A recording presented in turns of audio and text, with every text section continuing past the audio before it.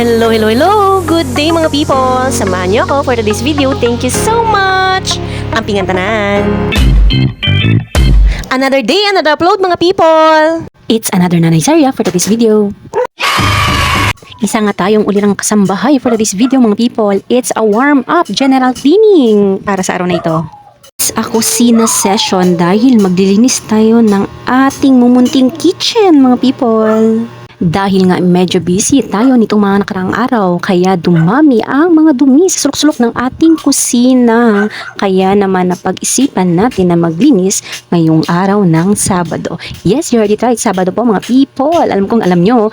And wala po tayong alternative learning system class dahil tapos na po ang aming class for school year 2024-2025. Waiting na lang para sa aming graduation day. Balik na tayo sa ating paglilinis. Kung nakikita nyo nga, talagang makalat nga ang ating kusina for this video mga people. Kanina lang pala ay naglinis din tayo ng ating comfort room. Yes mga people, medyo madumi na nga. Alam natin dapat na di pabayaan ang comfort room na madumi. Pero meron talagang mga parte ng ating CR na hindi natin nalilinis lalo na pag tayo ay busy. Isa po tayong ulirang guro mga people. Kaya naman medyo na busy tayo sa trabaho. Pero ngayon, babawi tayo ngayong araw sa paglilinis ng ating bahay. Pero it's a warm-up general cleaning na ito mga people dahil babawi tayo sa paglilinis sa darating na end of school year, that is on April 16, 2025. Pero sa ngayon, ang mahalaga ay medyo mabawasan na ang dumi ng ating kapaligiran dito sa loob ng bahay. Nakakairita na minsan mga people dahil ba naman, no, kung alam niyo lang, pupunta tayo ng school at 6:30, darating tayo ng school at 7 o'clock in the morning at umuwi tayo ng 6 p.m. mga people. Yes po, 6 p.m. na tayong nakakauwi dahil nga hinihintay natin si Bray na sunduin tayo. 4:30 po ang out namin sa school, but then hinihintay ko po si Bray na sunduin ako. Kaya naman, 6 p.m. na tayo nakakauwi ng bahay. Kaya pagdating ng bahay, medyo pagod na at gusto na lang kumain at matulog. Diba?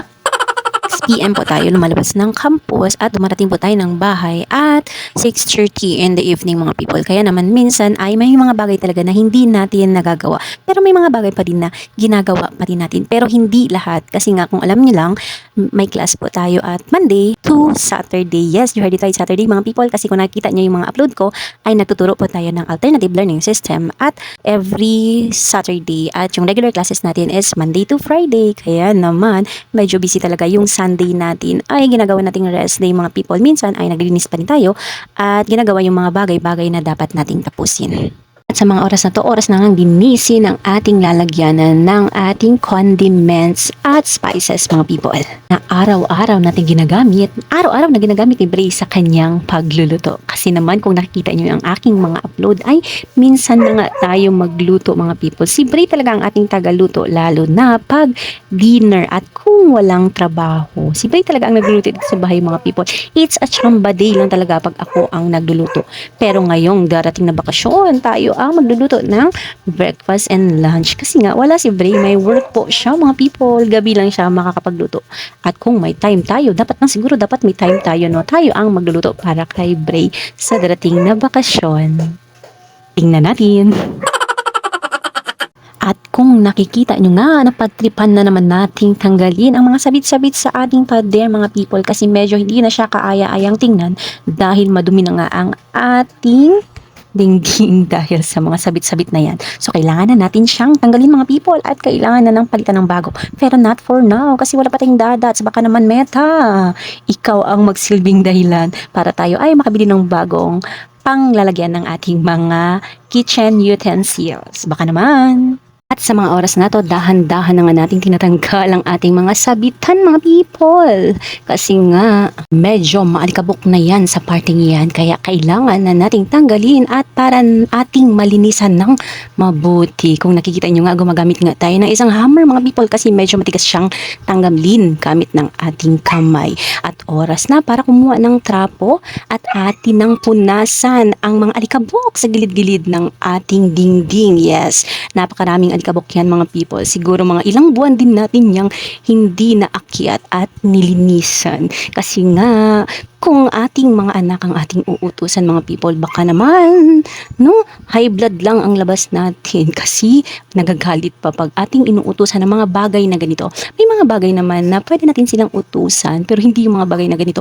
Hindi pa talaga nila ginagawa yung mga ganitong bagay. Yung mga basic skills lang ng paglilinis ng ating mga bahay ang kanilang ginagawa.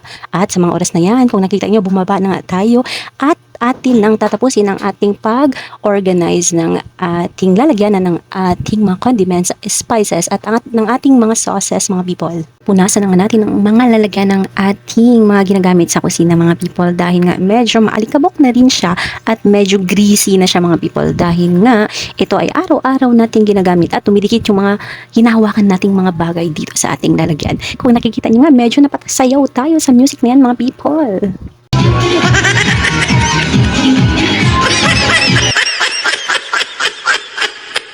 Back to work na mga people. Tama na ang pagsasayaw dahil nga medyo mahaba-habang kwentuhan pa ito ng ating paglilinis session. Pero kung nakikita ng nyo nga, almost done na rin tayo sa pag-o-organize ng ating mga ginagamit sa pagluluto. Mahalaga naman talaga na naka-organize yung mga ginagamit sa pagluluto, di ba? Kasi nga, kung yung ang asin ang kailangan mo pero ang nakuha mo ay asukal dahil magkapareha sila ng itsura, dahil yung binili mong asin ay iodized salt, naku naman, magkakamali ka talaga at maiiba talaga ang lasa ng ating niluluto. Almost done na nga tayo sa parting ito ng ating kusina. Kaya naman tayo ay lilipat sa kabilang parte kung saan tayo nagluluto talaga sa my burner mga people.